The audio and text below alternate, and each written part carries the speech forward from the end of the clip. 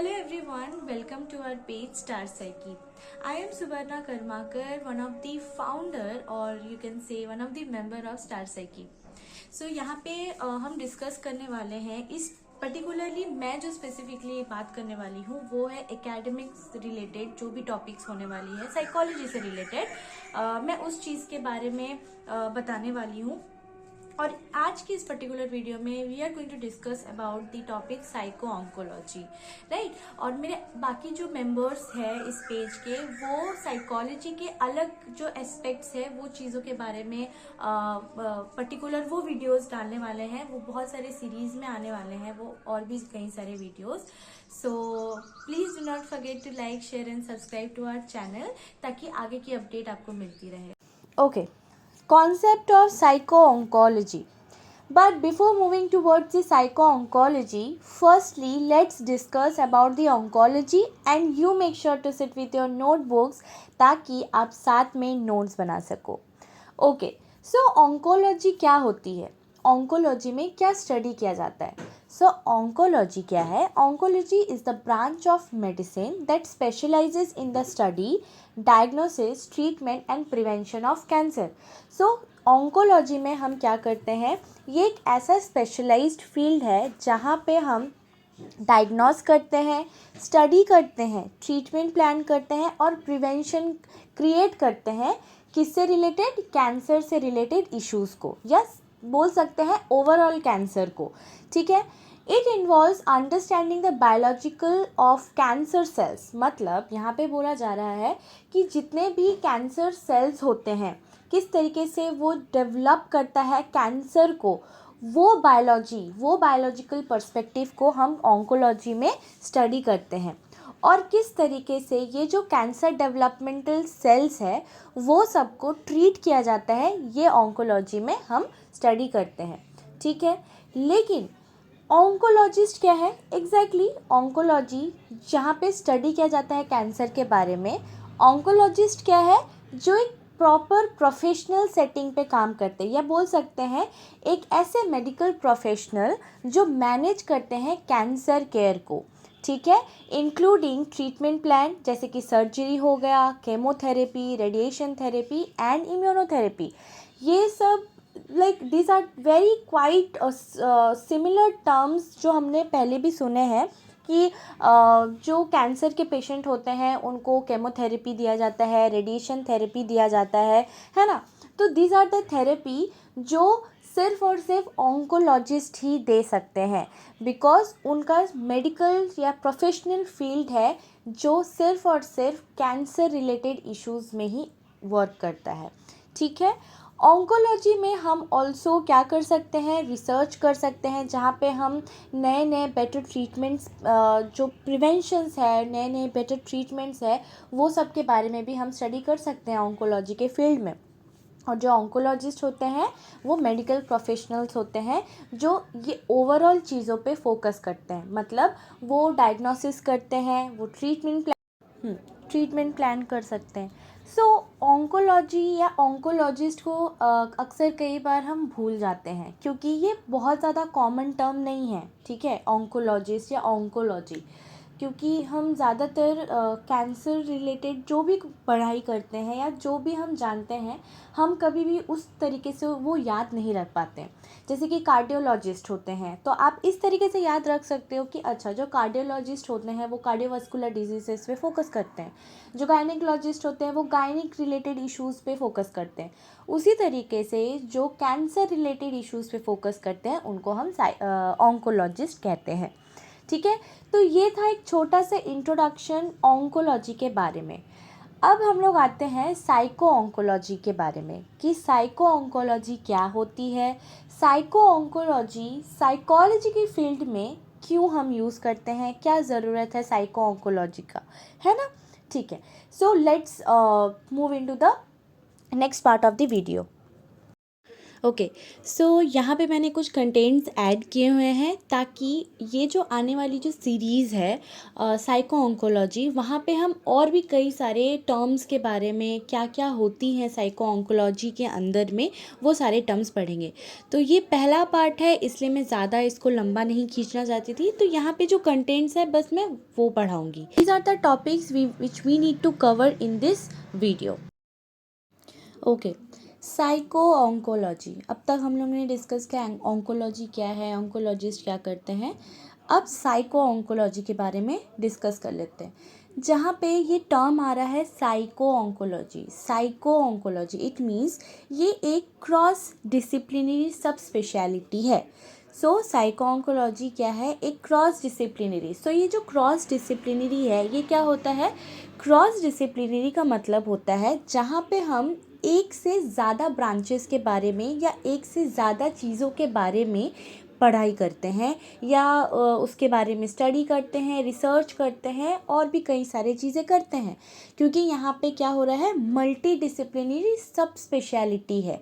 ठीक है, मतलब ऑन्कोलॉजी है जहाँ पे हम कैंसर के बारे में पढ़ाई कर रहे हैं, लेकिन सब स्पेशलिटी क्यों है, क्योंकि यहाँ पे हम जो कैंसर के पेशेंट्स जो होते हैं उनसे रिलेटेड जो उनका बिहेवियर होता है, जो थॉट प्रोसेसेस होता है during the whole treatment, during the whole diagnosis वाला पार्ट में, उस वक्त में वो क्या महसूस कर रहे हैं, क्या फील कर रहे हैं, क्या इमोशन होता है, क्या क्या सिचुएशन से वो गुजरते हैं, वो सारा पार्ट हम साइको ऑन्कोलॉजी में डिस्कस करते हैं।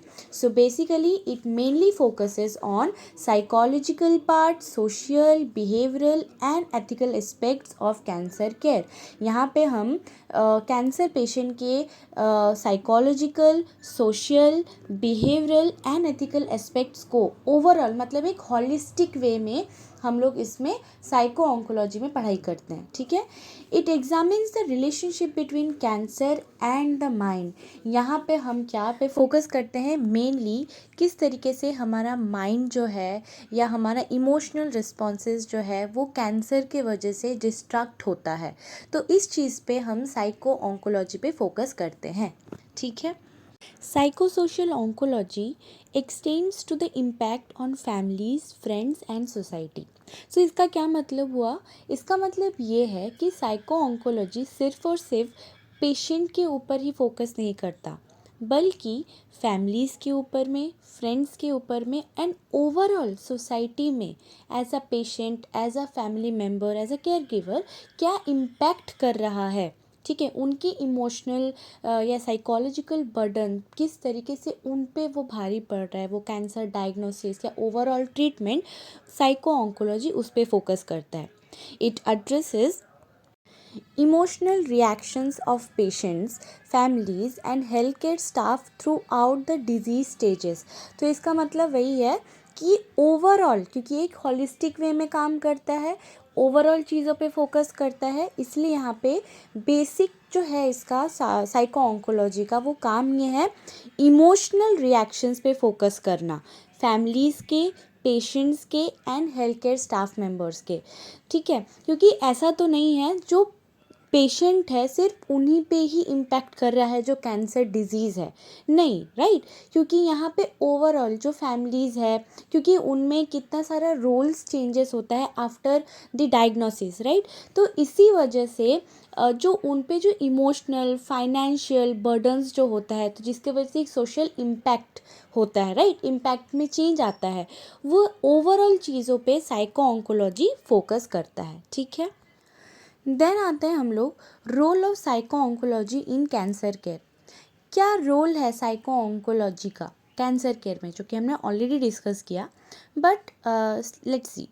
Supports mental wellbeing of patients and care givers. Yes, ये सिर्फ और सिर्फ पेशेंट पे ही नहीं बल्कि केयर गिवर्स के ओवरऑल वेलबींग पे फोकस करता है, स्पेशली मेंटल वेलबींग पे।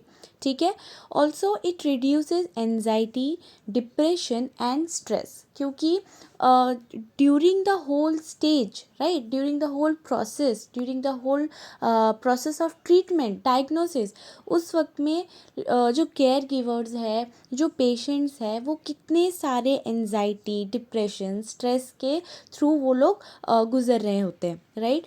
उस वक्त में ये जो साइको ऑन्कोलॉजी है वो ओवरऑल चीज़ों पे फोकस करता है, right. Then it enhances communication between patients and healthcare teams. Also patient और हेल्थ केयर टीम्स के बीच में जो कम्युनिकेशन होता है, ठीक है, जो बैरियर्स होते हैं बहुत सारे, कि बहुत सारे टर्म्स है जो उनको नहीं समझ में आता है, पेशेंट्स को नहीं समझ में आता है, केयर गिवर्स को नहीं समझ में आता है, तो during the whole process patients और हेल्थ केयर टीम्स के बीच में जो भी कम्युनिकेशन होता है वो उस चीज़ पे फोकस करता है, ठीक है। देन आता है it improves quality of life and treatment outcomes. तो ऐसा नहीं है कि ट्रीटमेंट तक ही वो सीमित होता है, साइको ऑन्कोलॉजिस्ट का काम सिर्फ ट्रीटमेंट तक ही नहीं, आफ्टर ट्रीटमेंट उसके बाद ओवरऑल लाइफ क्योंकि चेंज होता है कैंसर के वजह से, तो ये हर एक हॉलिस्टिक वे में ये पूरा चीज़ को चेंज करता है, ठीक है। Okay, psycho oncology versus psycho social oncology, ये हमारा नेक्स्ट पार्ट है, जहाँ पे हम डिस्कस करने वाले हैं कि साइको ऑन्कोलॉजी और साइको सोशल ऑन्कोलॉजी में क्या डिफरेंस है। ये बहुत ही छोटा सा डिफरेंस है बट इसका बहुत ज़्यादा इम्पॉर्टेंस है, ठीक है। तो साइको ऑन्कोलॉजी वो मेनली फोकस करता है साइकोलॉजिकल रिस्पॉन्सेस पे, जो सिर्फ और सिर्फ इंडिविजुअल पर्टिकुलर जो कैंसर पेशेंट होते हैं उन पे फोकस किया जाता है, उनके साइकोलॉजिकल रिस्पॉन्सेस पे फोकस किया जाता है। बट जो साइको सोशल ऑन्कोलॉजी है वो किस पे फोकस करता है, ये एक ब्रॉडर पार्ट को देखता है, ठीक है, जहाँ पे सोशल और कम्युनिटी इम्पैक्ट किस तरीके से हो रहा है बिकॉज ऑफ कैंसर, उस चीज़ पे यहाँ पे फोकस किया जाता है। तो साइको ऑन्कोलॉजी में हम क्या करते हैं, सिर्फ और सिर्फ साइकोलॉजिकल रिस्पॉन्सेज पे फोकस करते हैं, और साइको सोशल पार्ट में सोशल एंड उनके कम्युनिटी इम्पैक्ट्स किस इम्पैक्ट जो है जो कैंसर के वजह से होता है उस चीज़ पे हम फोकस करते हैं, ठीक है। Now importance of health care providers, क्या ज़रूरत है साइको ऑन्कोलॉजी की, क्योंकि ये हेल्प करते हैं डॉक्टर्स को, नर्सेस को, केयर गिवर्स को अपने या उनके इमोशनल स्ट्रेस से मैनेज करने के लिए। सी इट्स वेरी इम्पॉर्टेंट, और हमें पता है कि हमारा जो माइंड और जो बॉडी है they both are interconnected to each other, right. So it's very important कि जब हमारा फिज़िकली कुछ प्रॉब्लम हो रहा है तो ये बहुत ही एक कॉमन सा पार्ट है कि ये डायरेक्टली इम्पैक्ट करता है हमारे मेंटल हेल्थ में, राइट, और जिससे हमारा ओवरऑल जो लाइफ है उस पे इम्पैक्ट करता है। तो उसी तरीके से कैंसर जो इतना बड़ा एक डिज़ीज़ है उससे फाइट करने के लिए हमारा जो इमोशनल रिस्पॉन्सेस वो उस पे मैनेज करना इट्स वेरी इम्पॉर्टेंट, राइट। इसीलिए ये जो हेल्थ केयर प्रोवाइडर्स होते हैं वो एनकरेज करते हैं हॉलिस्टिक अप्रोच को टू कैंसर ट्रीटमेंट।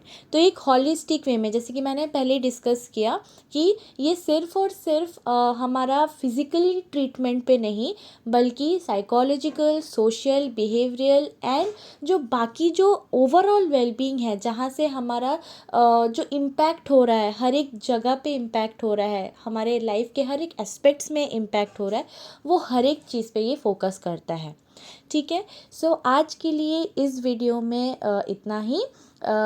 आगे जो वीडियो आने वाली है, जो पार्ट 2 या पार्ट 3, पार्ट 4, अभी बहुत सारे वीडियोस आने वाले हैं, तो आई जस्ट होप कि वो सारे वीडियोस में साइको ऑन्कोलॉजी के बारे में हम और भी कई सारे टॉपिक्स हम लोग डिस्कस करने वाले हैं ताकि वो आप लोग को क्लियर हो जाए। Thank you so much for watching this video, and if you really found this video interesting and helpful, please do not forget to like, share and subscribe to our channel Star Psyche. Thank you.